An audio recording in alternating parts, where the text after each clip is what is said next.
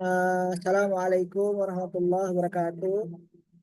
Selamat pagi kepada seluruh rekan-rekan sekalian, khususnya kepada dosen pengampu mata kuliah evaluasi pendidikan yaitu Prof. Kori.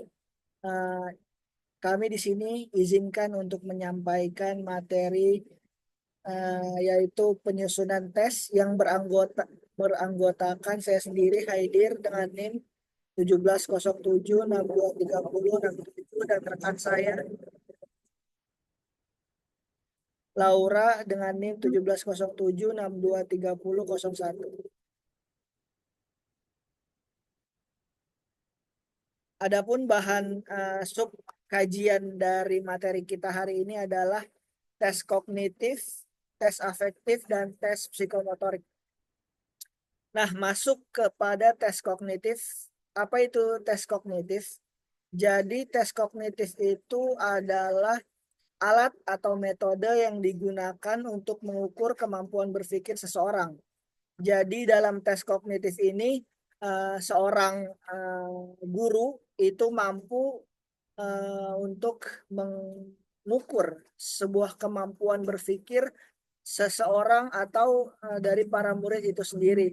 Jadi tes kognitif ini bisa menjadi alat bantu seorang guru untuk mengukur kemampuan berpikir dari para siswa-siswanya. Yang mana beberapa poin, yang pertama ada kemampuan mengingat atau memorial, dan kedua ada kemampuan memahami, dan ketiga ada kemampuan menerapkan, dan yang terakhir kemampuan menganalisis dan mengevaluasi informasi. Lanjut kepada slide selanjutnya yaitu tujuan dari tes kognitif. Adapun tujuan dari tes kognitif ini yang pertama yaitu mengukur penguasaan materi. Jadi guru itu mengukur tujuan dari tes kognitif ini untuk menilai seberapa jauh peserta didik memahami pelajaran yang telah didapat di kelas gitu. Jadi tujuan dari tes kognitif ini salah satunya mengukur penguasaan materi dari materi yang telah disampaikan di kelas oleh seorang guru. Yang kedua adalah mendiagnosis kelemahan belajar, yaitu dengan menemukan area yang perlu ditingkatkan. Jadi selain untuk mengukur, tujuan dari tes kognitif ini juga mendiagnosis kelemahan belajar yang telah diajarkan oleh seorang guru. Nah, ketika telah menemukan kelemahan belajar, maka guru akan memperbaiki area-area yang harus atau perlu untuk ditingkatkan. Kemudian poin selanjutnya yaitu mengevaluasi proses pembelajaran. Jadi melihat efektivitas dari metode pengajaran yang telah diberikan oleh seorang guru, maka salah satu tujuan dari tes kognitif ini yaitu mengevaluasi. Jadi sebelumnya mengukur dan mendiagnosis, maka tujuan tes ini juga untuk mengevaluasi dari proses pembelajaran yang telah diajarkan oleh seorang guru. Nah, poin selanjutnya itu menyeleksi dan menempatkan. Jadi tujuan tes kognitif ini selain mengevaluasi juga menyeleksi dan menempatkan. Jadi digunakan juga dalam proses penerimaan kerja atau penempatan seseorang siswa di dalam kelas. Jadi ketika seorang siswa itu mengalami sebuah ujian atau tes kognitif, maka guru dapat mengetahui tingkatan dan seleksi dari kemampuan berpikir seorang siswa itu sendiri. Dan yang terakhir yaitu mendorong berpikir kritis dan kreatif. Jadi dari poin terakhir ini tes kognitif itu juga mendorong untuk para siswa berpikir kritis dan kreatif. Bukan hanya mengukur kemampuan belajar, juga mengukur pikiran kritis dan kreatif dan menumbuhkan kedua poin tersebut. Adapun komponen dari tes kognitif itu sendiri yang pertama ada stimulus atau soal, yaitu baik dari informasi atau pertanyaan yang harus dijawab oleh seorang murid. Jadi guru memberikan stimulus atau memberikan soal untuk mengukur sejauh mana kemampuan berpikir seorang siswa tersebut. Yang kedua instruksi atau petunjuk. Jadi komponen selanjutnya menjelaskan mengenai cara mengerjakan. Jadi tujuan tes kognitif ini yang paling penting juga selanjutnya itu memberikan instruksi atau petunjuk ketika seorang siswa melakukan sebuah tes dari kognitif itu sendiri. Selanjutnya ada alternatif jawaban. Jadi bisa untuk tes pilihan ganda dan juga termasuk kunci jawaban dan distraktor. Selanjutnya ada skor dan kriteria penilaian, dan yang terakhir ada waktu pengerjaan. Dan adapun slide selanjutnya menjelaskan tentang taksonomi tujuan pembelajaran kognitif yang telah dikemukakan dan telah terkenal, yang mana taksonomi tersebut disebut sebagai Bloom taksonomi, yang mana ini juga dikenal dalam dunia pendidikan, yaitu yang pertama mengingat, C1 menghafal fakta dan definisi, yang kedua memahami, understanding, yang ketiga menerapkan, applying, yang keempat menganalisis, yang kelima menciptakan, dan yang terakhir C6 evaluasi. Jadi dengan beberapa taksonomi ini mampu menjadi pedoman atau tuntunan seseorang guru untuk meninjau kembali kemampuan berpikir dan kemampuan kognitif dari seorang siswa itu sendiri. Nah, adapun instrumen tes kognitif itu ada 3. Yang pertama ada tes tertulis.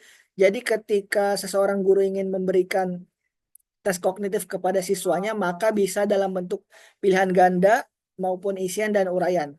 Dan yang kedua bisa juga dalam konteks tes lisan. Bisa juga berbentuk interaksi langsung seperti tanya jawab dalam bentuk oral antara guru dan murid, dan juga tes lisan yang lain. Dan poin ketiga ada tes praktik. Bisa dengan seperti aplikasi langsung, konsep, atau terutama untuk level apply dan crit. Selanjutnya teknik penilaian tes kognitif. Jadi dalam teknik penilaian tes kognitif ini ada scoring objektif. Jadi seorang guru ketika ingin melakukan pengukuran tes kognitif dari tes yang sudah dia lakukan, maka seorang guru memerlukan scoring objektif. Yang kedua, seorang guru juga memerlukan scoring subjektif. Yang ketiga ada analisis butir soal, termasuk di dalamnya uji validitas, reliabilitas, tingkat kesukaran, dan daya pembeda dari soal-soal yang menuntun kepada tes kognitif seorang siswa. Yang terakhir ada penilaian berbasis komputer atau CBT. Penilaian jenis ini dapat membuat keefisiensian tinggi dan data yang cepat terolah. Adapun penjelasan selanjutnya akan dijelaskan oleh rekan saya. Oke, selanjutnya di sini ada tes afektif. Nah, untuk pengertian tes afektif sendiri itu merupakan alat ukur yang digunakan untuk menilai aspek afektif atau perasaan. Terus juga ada sikap, minat, nilai, dan juga emosi peserta didik terhadap suatu objek. Nah, misalnya itu mata pelajaran, guru, teman sekelas, atau juga proses pembelajaran itu sendiri. Nah, aspek afektif itu berkaitan dengan gimana individu itu ngerespon dan menginternalisasi berbagai pengalaman emosional dalam kehidupan sehari-hari. Nah, aspek ini nggak cuma penting dalam pembelajaran, tapi juga berperan besar dalam membentuk karakter dan juga motivasi siswa itu. Dan tes afektif ini juga bertujuan untuk mengevaluasi perubahan sikap atau perasaan siswa yang tidak dapat diukur hanya dengan tes kognitif. Nah, di sini selanjutnya tujuan tes afektif. Untuk tujuan utama tes afektif itu untuk sejauh mana peserta kita atau nilai-nilai tertentu yang dengan pendidikan dan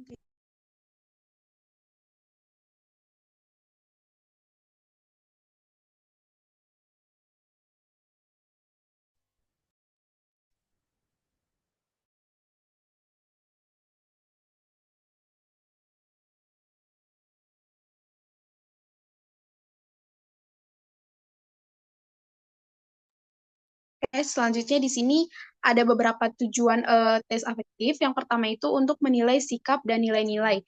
Nah, ini mengukur apakah peserta didik itu memiliki sikap yang sesuai dengan tujuan pendidikan. Seperti misal sikap positif terhadap belajar atau kedisiplinannya. Yang kedua ada mengevaluasi minat dan motivasi. Nah, ini untuk mengidentifikasi minat siswa itu terhadap pelajaran atau aktivitas tertentu. Yang ketiga, mendeteksi perubahan sikap. Nah, ini untuk mengukur perubahan sikap atau perasaan siswa itu selama proses pembelajaran. Misalnya itu ketika sikap terhadap kerja kelompok atau keinginan untuk belajar yang lebih giat. Boleh next slide?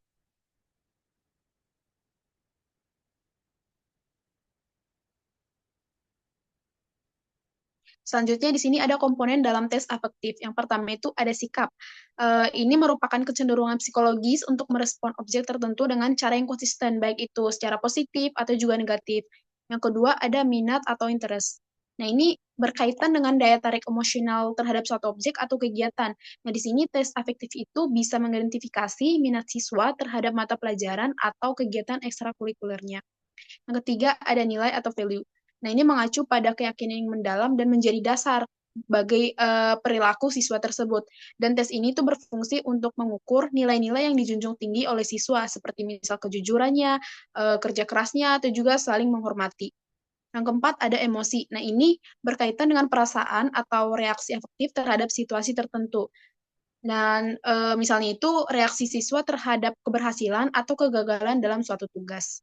Selanjutnya di sini ada taksonomi Krathwohl dan dalam domain efektif. Di sini untuk mengklasifikasikan tujuan pembelajaran dalam domain efektif ini digunakan taksonomi Krathwohl yang dibagi menjadi 5 tingkatan. Nah, di sini ada 5. Yang pertama itu adalah penerimaan.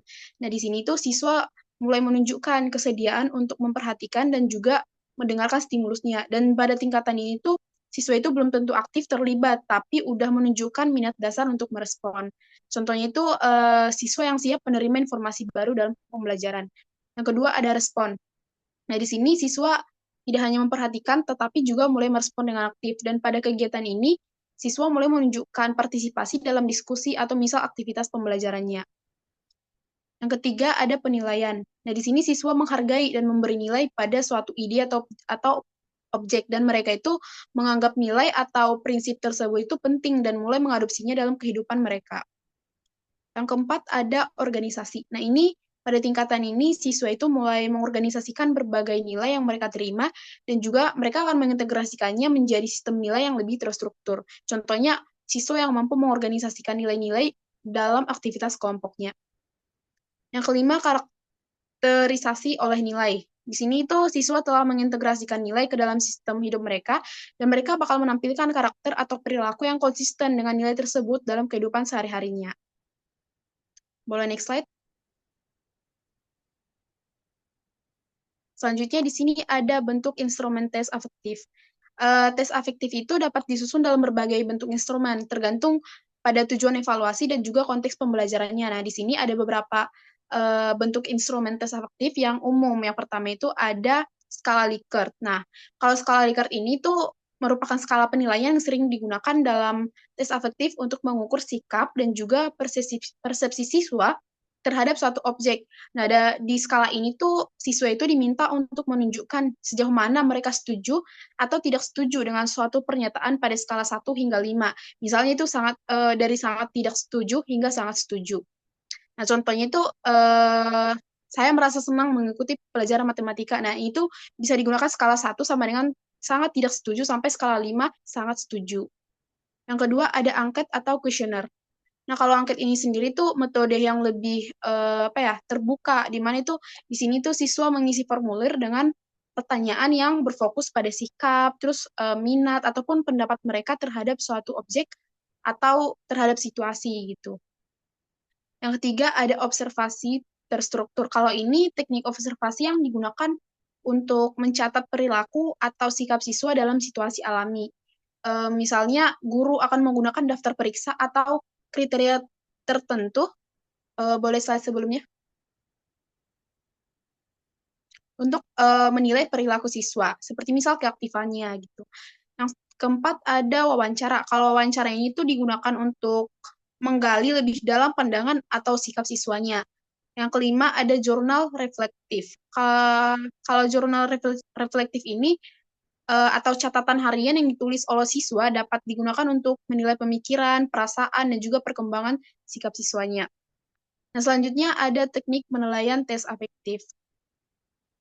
Penilaian dalam tes afektif ini tuh dilakukan dengan hati-hati karena sifatnya itu yang lebih subjektif dan lebih berkaitan dengan perasaan dan juga sikap yang sulit diukur secara kuantitatif. Nah, di sini ada teknik penilaian dalam tes afektif. Yang pertama ada penilaian skala. Kalau penilaian skala ini tuh menggunakan skala seperti skala Likert atau skala 1 sampai 5 dan ini tuh mengukur intensitas sikap atau perasaan siswa itu terhadap suatu objek.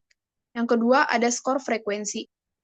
Kalau teknik ini tuh menilai gimana seberapa sering seorang siswa itu menunjukkan perilaku atau sikap tertentu. Misalnya itu seberapa sering siswa menunjukkan sikap positif dalam berinteraksi dengan teman sekelasnya.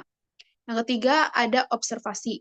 Kalau teknik ini tuh digunakan untuk mengamati dan mencatat sikap atau perilaku siswa selama proses pembelajarannya. Yang keempat ada penilaian naratif. Nah, kalau di teknik ini tuh penilai, misalnya guru, di sini mereka memberikan deskripsi tertulis tentang sikap dan juga perkembangan siswa itu berdasarkan pengamatan langsung atau bisa juga melalui wawancara atau hasil pekerjaan mereka sendiri. Boleh next slide? Nah, di sini ada contoh kasus penggunaan tes afektif. Di sini kita bisa lihat ya sebagai contoh dalam kelas bahasa Indonesia, seorang guru ingin mengetahui sikap siswa terhadap pentingnya menulis. Nah, guru tersebut dapat menggunakan skala Likert untuk mengukur sikap siswa terhadap aktivitas menulis. Nah, seperti menulis bagi saya adalah aktivitas yang menyenangkan. Nah, ini bisa dikasih skala 1 sama dengan sangat tidak setuju sampai skala 5 sangat setuju. Dan dari hasil dari tes ini nanti bisa memberikan gambaran tentang gimana siswa itu merespon kegiatan menulisnya dan apakah ada perubahan dalam sikap mereka terhadap kegiatan itu gitu. Boleh next slide? Nah, selanjutnya di sini ada tes psikomotorik. Yang pertama itu ada pengertiannya. Nah, tes psikomotorik itu apa sih? Nah, itu merupakan jenis evaluasi yang digunakan untuk mengukur kemampuan fisik atau keterampilan motorik peserta didik. Dan fokus dari tes ini tuh ada pada perilaku yang melibatkan gerakan tubuh, koordinasi, kelincahan, kecepatan, ketepatan, kekuatan, serta manipulasi alat atau objek tertentu. Dan tes ini sangat penting dalam pembelajaran yang menekankan praktik seperti misal pendidikan jasmani, seni, keterampilan vokasional, teknologi, atau bahkan dalam mata pelajaran yang menuntut keterampilan presentasi dan laboratorium. Nah, dalam ranah pembelajaran, kemampuan psikomotor ini tidak bisa hanya menyentuh aspek kognitif atau pengetahuan dan efektif tadi atau sikap, tapi juga gimana siswa itu mampu melakukan sesuatu secara nyata melalui keterampilan tertentunya. Gitu. Boleh next slide? Selanjutnya di sini ada tujuan tes psikomotorik. Untuk tujuan dari tes psikomotorik itu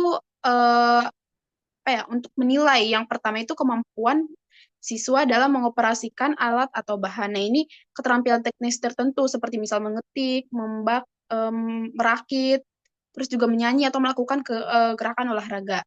Yang kedua ada tingkat ketepatan, kecepatan, efisiensi dalam melaksanakan tugas-tugas praktisnya.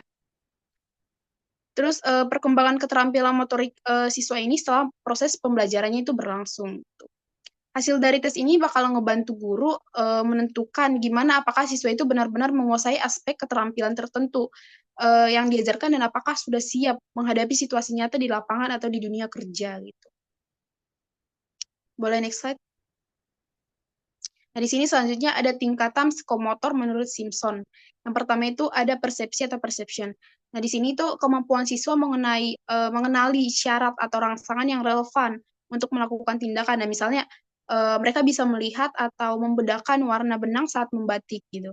Yang kedua ada kesiapan. Nah, di sini bisa dilihat kesiapan seperti mental, fisik, terus juga emosional mereka untuk melakukan tindakan. Contohnya, ketika siswa itu bersiap di garis start sebelum berlari dalam kegiatan olahraga.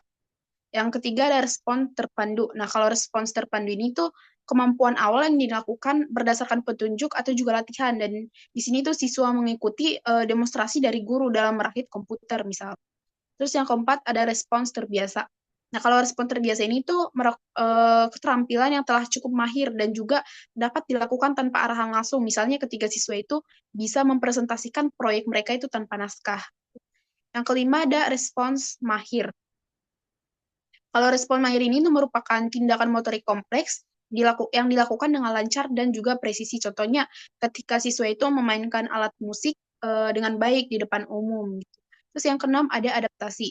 Kalau adaptasi ini tuh di sini siswa bisa mengubah teknik untuk menyesuaikan kondisi atau tantangan tertentu. Misalnya ketika mereka memodifikasi cara memasak karena keterbatasan alat gitu. Terus yang ketujuh ada penciptaan. Kalau di sini tuh di bagian penciptaan ini mereka itu mampu menciptakan pola atau misal aktivitas motorik baru, contohnya ketika menciptakan koreografi tari atau desain produk kerajinan. Dan tingkatan ini tuh menunjukkan perkembangan bertahap dari keterampilan awal menuju kemandirian dan juga kreativitas dalam keterampilan motorik mereka. Boleh next slide? Nah, untuk slide selanjutnya akan dijelaskan oleh rekan saya. Baik, untuk slide ini menjelaskan tentang karakteristik dari tes psikomotorik itu sendiri gitu. Jadi karakteristik dari tes ini itu yang pertama ada mengukur atau learning by doing. Jadi seorang guru itu mengukur tingkat kemampuan psikomotorik dari seorang murid itu dengan cara menjalankan satu pekerjaan itu terlebih dahulu atau learning by doing. Setelah dilakukan baru kita ukur dan guru dapat mengetahui tingkat dari psikomotorik yang ada pada diri siswa itu sendiri. Yang kedua ada penilaian berbasis observasi langsung. Jadi karakteristik tes psikomotorik ini itu penilaian yang diberikan oleh guru itu berbasis observasi langsung. Jadi tidak mungkin tes psikomotorik ini dijalankan sebelum adanya observasi langsung di lapangan dan sebelum adanya perbuatan atau pekerjaan yang dilakukan oleh seorang murid itu sendiri gitu. Yang ketiga ada biasanya bersifat praktikal dan nonverbal. Jadi karakteristik selanjutnya itu dari tes psikomotorik biasanya itu dilakukan oleh seorang guru itu dengan metode praktik, bukan dengan metode tes seperti metode tes kognitif sebelumnya gitu. Yang keempat ada memerlukan rater atau penilai yang objektif dan terlatih. Ketika tes psikomotorik ini dijalankan, maka menuntut seorang guru yang berpengalaman dalam menilai secara objektif dan terlatih. Contohnya, ketika seorang murid melakukan kegiatan olahraga dan ketika dia mampu untuk menjalankan kegiatan itu dengan baik, maka seorang guru itu menilai kegiatan yang dilakukan itu secara objektif gitu. Yang terakhir ada memerlukan instrumen penilaian seperti lembar observasi, rubrik atau checklist seperti yang tadi sudah dijelaskan. Nah, selanjutnya langkah-langkah penyusunan tes psikomotorik. Yang pertama, guru wajib untuk menentukan tujuan tes dari tes yang akan dijalankan. Yang kedua, seorang guru wajib untuk menyusun indikator kinerja dari sebuah tes yang ingin dijalankan. Yang ketiga, ada merancang aktivitas uji tes psikomotorik. Yang keempat, ada menyusun rubrik penilaian. Yang kelima, ada menentukan alat dan bahan. Yang terakhir, ada melakukan uji coba dan tryout. Jadi langkah-langkah ini mewajibkan seorang guru sebelum melakukan tes psikomotorik untuk menyiapkan beberapa penyusunan atau persiapan untuk menjalankan tes psikomotorik yang akan dilakukan pada seorang murid. Nah, selanjutnya ada contoh penerapan tes psikomotorik contohnya dalam mata pelajaran teknologi informasi dan komunikasi TIK misalnya, tes psikomotorik dapat berupa tugas mengetik sebanyak 200 kata dalam waktu 5 menit dengan tingkat kesalahan seminimal mungkin. Jadi tes ini bertujuan untuk mengukur kecepatan dan ketepatan siswa dalam menggunakan perangkat lunak, pengolah kata, sekaligus kemampuan koordinasi motorik halus antara mata, pikiran, dan tangan. Nah, selanjutnya sampai pada slide kesimpulan. Jadi dari beberapa sub kajian bahan yang telah kami susun, sampailah pada kesimpulan bahwa penyusunan teks itu merupakan bagian penting dalam proses evaluasi pembelajaran yang bertujuan untuk mengukur capaian kompetensi peserta didik secara menyeluruh. Tes kognitif misalnya digunakan untuk menilai aspek pengetahuan dan pemahaman peserta didik, seperti kemampuan berpikir logis, menganalisis, dan memecahkan masalah. Yang kedua, tes afektif. Tes afektif ini digunakan dan difokuskan pada sikap, nilai, minat, perilaku peserta didik yang berkaitan dengan pembentukan karakter serta biasanya dinilai melalui observasi, angket, atau jurnal.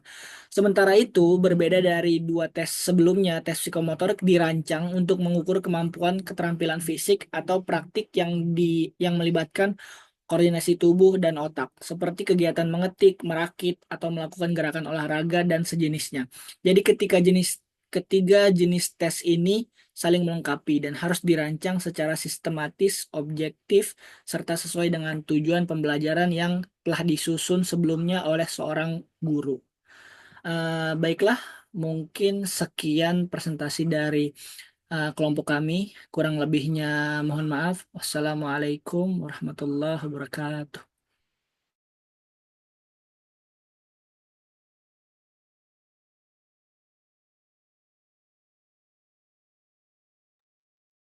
Udah kali ya, Lau ya?